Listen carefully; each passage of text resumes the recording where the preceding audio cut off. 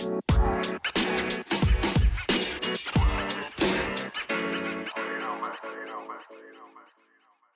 everyone, welcome back to all my listeners. This is my 168th episode of my 10th season. Today is Wednesday, November 15th, 2023. My name is Sonal Patel, and this is the Paint the Medical Picture podcast series. Now, all right, you guys, I see you tuning in, listening every Wednesday worldwide. So I am so thankful to all of you.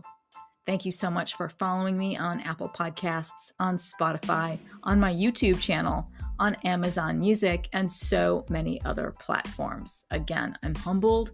I'm grateful to all of you. Now, I hope you guys have been hanging in there. The fall season is blowing right by, isn't it? It's already going into that third week of November, and soon to follow will be Thanksgiving.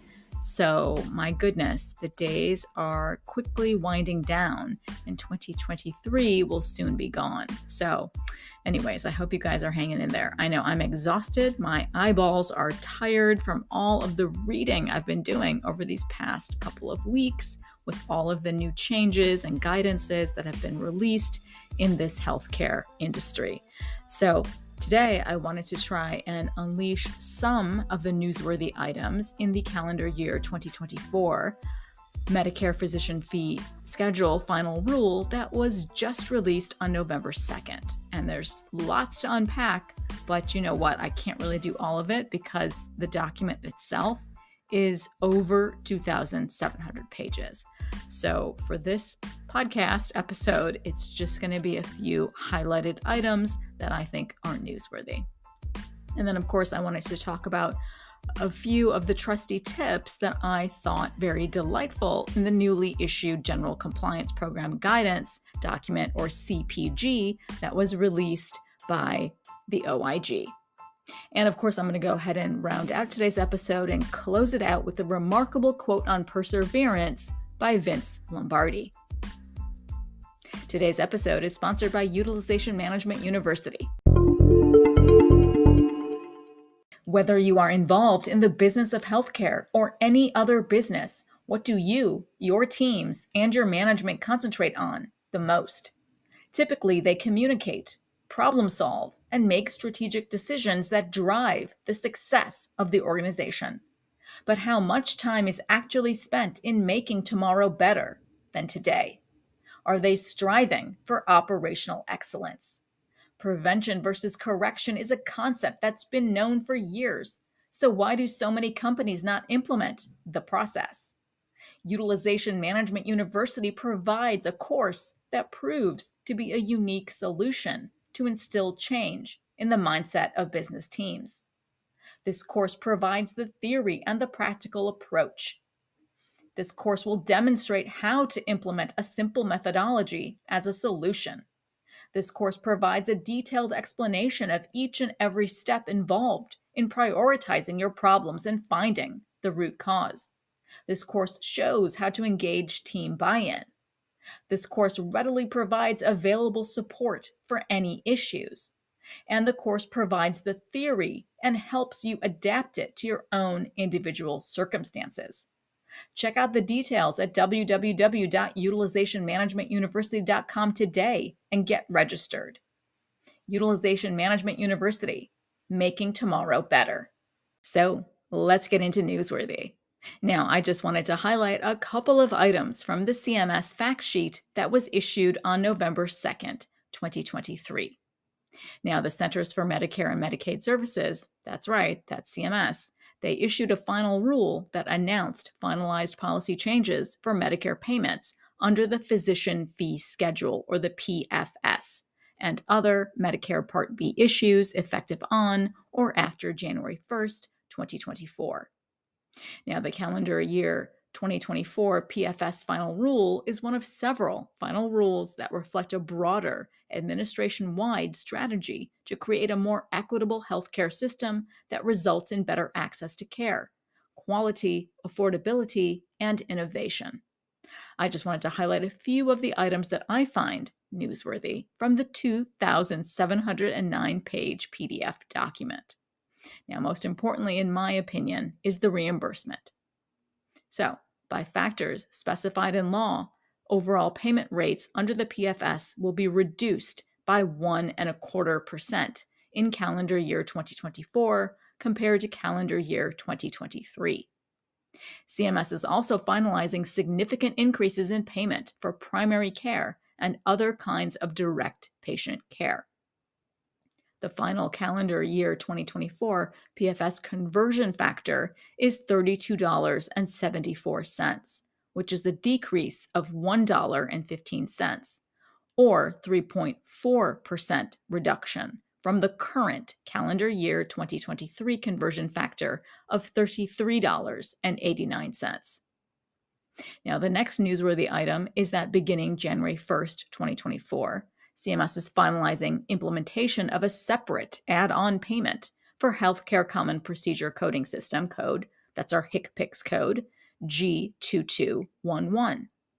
Now, this add-on code will better recognize the resource costs associated with evaluation and management visits for primary care and longitudinal care. Generally, it will be applicable for outpatient and office visits as an additional payment, recognizing the inherent costs involved when clinicians are the continuing focal point for all needed services, or are part of ongoing care related to a patient's single, serious condition or a complex condition. For example, a primary care clinician, as the continuing focal point for all needed healthcare services for a patient, often bears the cognitive load, responsibility, and an accountability for building the most effective, trusting relationship possible amidst evaluating and managing other healthcare problems during a visit. Building an effective longitudinal relationship in and of itself is a key aspect of providing reasonable and necessary medical care and will make the patient more likely to comply with treatment recommendations after the visit and during future visits. It's the work building this important relationship between the practitioner and patient for primary and longitudinal care that has been previously unrecognized and unaccounted for during evaluation and management visits. In the rule, CMS provided greater detail on how clinicians can utilize the code, as requested by numerous commentators, and may produce educational materials as is necessary. Now, CMS is finalizing refinements to the 2021 policy after considering information from interested parties who shared feedback in earlier rulemaking about CMS's utilization assumptions and the estimated redistributive impact of the code on the PFS payments. These changes have reduced the estimated redistributive impacts of this policy.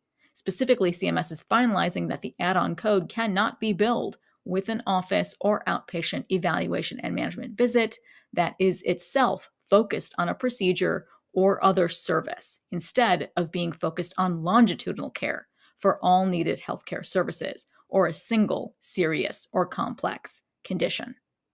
Moving on, let's get into split or shared E&M visits. Now, split or shared E&M visits refer to visits provided in part by physicians and in part by other non-physician practitioners in hospitals and other institutional settings.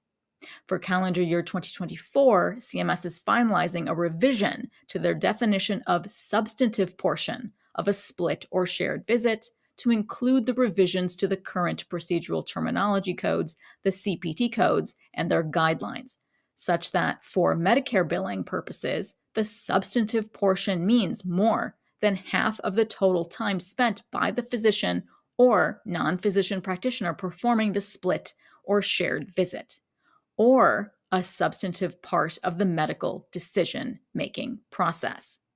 This responds to public comments asking that CMS allow either time or medical decision-making to serve as the substantive portion of a split or shared visit. And finally, I wanted to mention behavioral health. For calendar year 2024, CMS is going to be implementing Section 4121 of the Consolidated Appropriations Act of 2023, which provides for Medicare Part B coverage and payment under the Medicare Physician Fee Schedule for the services of marriage and family therapists, MFTs, as well as mental health counselors, MHCs, when billed by these professionals. Now, Medicare enrollment applications after the calendar year 2024 physician fee schedule final rule is issued, they will be able to bill Medicare for services starting January 1st, 2024, consistent with the statute. Now, CMS is also going to be making corresponding changes to behavioral health integration codes to allow MFTs and MHCs to bill for these types of services.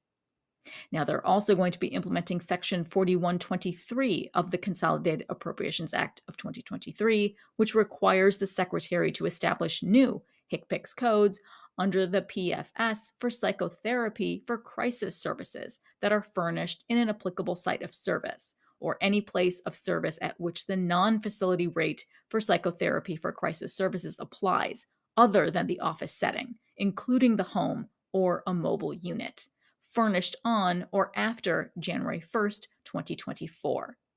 Now, Section 4123 of the Consolidated Appropriations Act of 2023 specifies that the payment amount for psychotherapy for crisis services shall be equal to 150% of the fee schedule amount for non-facility sites of service for each year for the services identified by HCPCS codes 90839 for psychotherapy for crisis first 60 minutes, as well as for CPT code 90840 for psychotherapy for crisis each additional 30 minutes, listed separately in addition to the code for primary service and any succeeding codes.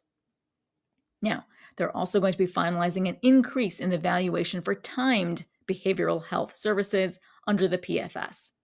Specifically, CMS will be finalizing their proposal to apply an adjustment to the work RVUs for psychotherapy, those work relative value units for psychotherapy codes, payable under the PFS, which they will be implementing over a 4-year transition timeframe. In response to public comments, CMS will also be finalizing the application of this adjustment to psychotherapy codes that are billed with an evaluation and management visit. They also believe that these finalized changes will begin to address distortions that have occurred in valuing time-based behavioral health services over many years. And now it's time for my best practice tips in Trusty Tip. So in today's compliance tip, let's go over some of the general CPG, or the General Compliance Program Guidance. This 91-page document was just released on the OIG website. Now, the General Compliance Program Guidance, or GCPG, is a reference guide for the entire healthcare compliance community, as well as other healthcare stakeholders. The GCPG provides information about relevant federal laws, compliance program infrastructure, OIG resources, as well as other information useful to understanding healthcare compliance. The GCPG is a voluntary guidance that discusses general compliance risks and compliance programs. The GCPG is not binding on any individual or entity. Of note, the OIG used the word should in the GCPG to present voluntary, non-binding guidance. So let me just go over a few of the things that I thought very impactful in this 91-page document. So in Section 3, it goes over the compliance program infrastructure, or the 7 elements that are comprised in a successful compliance program. Now, the first is, of course, those written policies and procedures. The second element is all about compliance leadership and oversight. The third element is comprised of training and education. The fourth is about effective lines of communication with the compliance officer and disclosure program. The fifth is about enforcing standards and consequences, as well as incentives. And then the sixth element of a successful compliance program includes a risk assessment and auditing and monitoring. And then finally, lastly, the seventh element of a successful compliance program is all about how to respond to detected offenses and how to develop corrective action initiatives.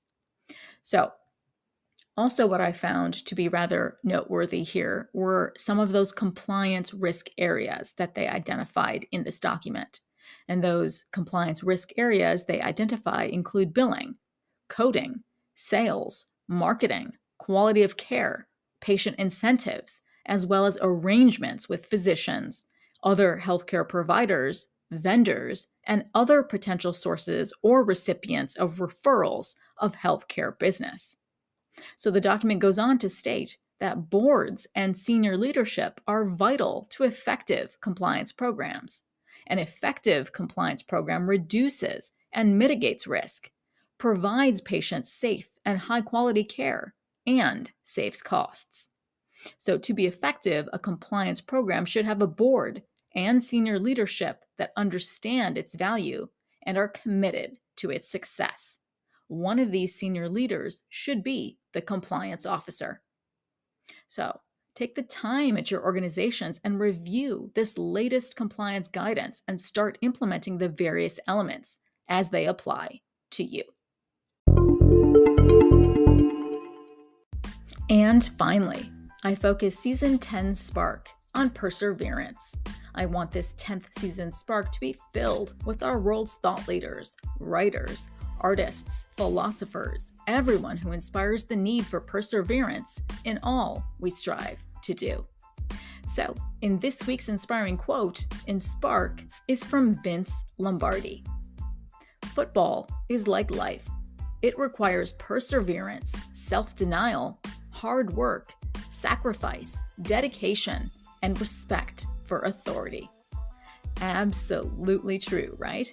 I think this quote reminds us that just like those famous folks we see on TV, we have to work hard.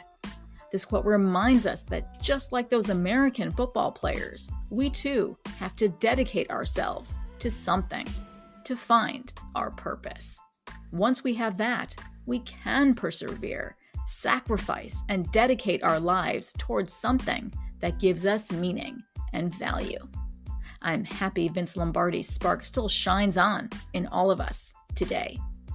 So that wraps up today's episode. And as always, I appreciate you all diving into today with me.